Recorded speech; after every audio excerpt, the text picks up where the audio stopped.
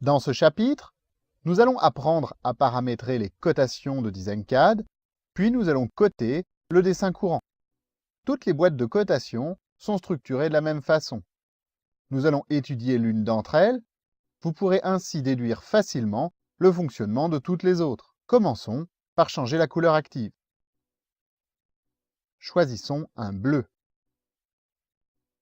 Prenons par exemple la cotation linéaire simple. Une boîte de dialogue apparaît. Elle contient tous les paramétrages disponibles pour ce type de cotation. En premier, nous devons choisir le mode d'alignement. Comme son nom l'indique, le mode automatique choisit automatiquement l'axe X ou Y, c'est-à-dire l'horizontale ou la verticale, en fonction de la position des points de mesure et du point posé pour la position du texte. Le mode libre indique que la cotation va suivre l'orientation des points de mesure. Enfin, les modes axe X et axe Y permettent respectivement de contraindre la cotation en horizontale ou en verticale, quels que soient les points de mesure. Le bouton Texte permet d'afficher une boîte de dialogue supplémentaire. Cette dernière nous offre la possibilité de régler tout ce qui concerne le texte de cotation. En premier, nous devons choisir le type et le nom de la police de caractère à employer. Nous avons le choix entre les polices TrueType installées par défaut dans Windows et les polices vectorielles installées pour un usage interne à DesignCAD. Ces deux types de polices sont très différents. Bien qu'il soit tout à fait possible d'utiliser les polices TrueType dans DesignCAD, ces polices ne sont généralement pas conçues pour le dessin technique. Par conception, elles ne sont pas proportionnelles et restent lourdes à gérer dans un environnement de dessin. D'un autre côté, les polices vectorielles ne sont décrites que par un fil. Elles sont proportionnelles. Bien que leur aspect puisse sembler rudimentaire sur l'écran, elles peuvent offrir quelques avantages, notamment pour l'impression. La taille du texte est exprimée en unités graphiques, c'est-à-dire que si nous indiquons 0,35 et que nous travaillons en mètres, le texte fait 35 cm de haut. De ce fait, si nous imprimons notre dessin au 50e, sur le papier, le texte va mesurer 7 mm. La case, comme le texte normal, indique à DesignCAD qu'il faut utiliser la même taille que le texte standard. La liste déroulante format permet de régler le format d'affichage du texte de cotation. Nous avons le choix entre le format d'affichage décimal, fractionnel, pied et pouce fractionnel. Ensuite, nous devons choisir la précision. C'est le nombre de chiffres après la virgule affiché. La liste déroulante alignement permet de choisir la position du texte, c'est-à-dire sa position par rapport au trait de rappel et à la ligne de cote. L'orientation permet de définir si le texte sera toujours affiché normalement, c'est-à-dire en suivant les lignes de cote, perpendiculairement, verticalement ou horizontalement. La case tronqué 0 non significatif permet par exemple d'afficher uniquement 1.2 à la place de 1.20. La case texte figé permet de forcer le texte de cotation à n'importe quelle valeur en l'inscrivant dans la zone située en dessous, et cela sans avoir à éclater la cote. Ce paramètre sera disponible plus tard en modification. Nous pourrons le désactiver à l'aide de la boîte d'information. La valeur réelle de la cotation s'affichera de nouveau. La case Activer coefficient multiplicateur permet d'entrer un coefficient par lequel toutes les valeurs des cotations seront multipliées.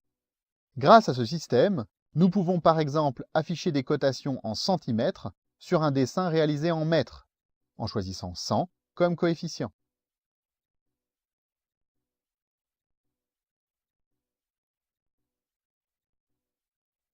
Cliquons sur Enregistrer, puis sur Fermer.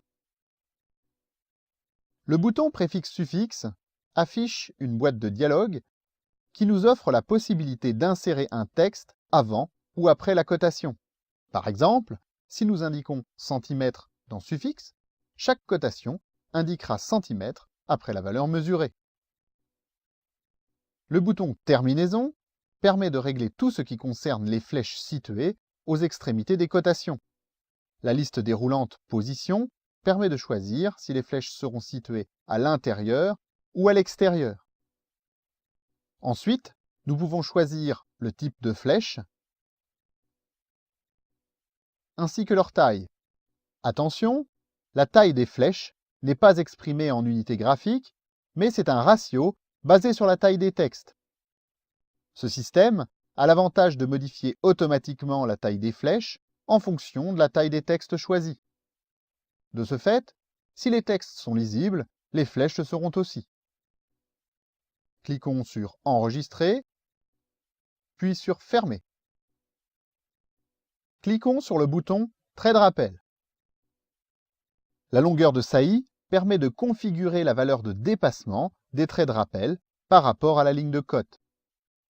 Ensuite, nous avons le choix entre deux modes. La longueur fixe. Dans ce cas, tous les traits de rappel auront toujours la même longueur, indiquée dans la zone ci-dessous.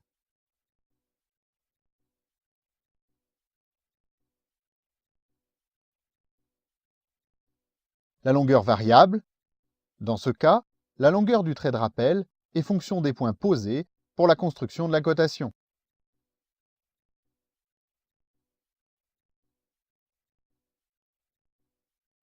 En longueur variable, le décalage peut être spécifié. C'est la distance entre le point de mesure et le début de la ligne de rappel. Cliquons sur Enregistrer, puis sur Fermer. Le bouton Tolérance permet d'afficher de petits textes supplémentaires dont la taille est paramétrable pour indiquer les tolérances éventuelles applicables à la cotation. Cliquons sur Fermer. La case à cocher Dessiner comme texte permet de choisir si l'on désire créer des cotations dites statiques ou dynamiques. Si la case est décochée, nous allons créer des entités cotations. Le texte de cotation, c'est-à-dire la valeur mesurée, sera remise automatiquement à jour lors d'une déformation du dessin ou d'un changement d'unité graphique, par exemple. C'est une entité à part entière. On peut la sélectionner d'un seul clic. En revanche, si la case Dessiner comme texte est cochée, les entités créées ne sont plus des entités cotation, mais un ensemble de vecteurs, flèches et textes, tous indépendants. Dans ce cas, la cotation ne se recalcule pas, elle est plus difficile à sélectionner, étant donné qu'elle est composée de multiples éléments. Il est toujours possible de convertir une entité cotation dynamique en statique. Il suffit de la sélectionner et d'utiliser la commande Édition, Sélection, Convertir, Éclater. En revanche, la transformation inverse n'est pas possible. Il faudra dessiner de nouveau la cotation. Le bouton Comme ça permet de recopier les paramètres d'une entité cotation présente sur le dessin. Cette commande est très utile si les paramètres sont souvent modifiés. De plus, les différents types de cotations sont indépendants. Par exemple, les cotations linéaires ont leurs propres paramètres, différents et indépendants des cotations angulaires. Il est donc pratique de pouvoir recopier les paramètres des cotations linéaires avant de commencer à tracer un autre type de cotation.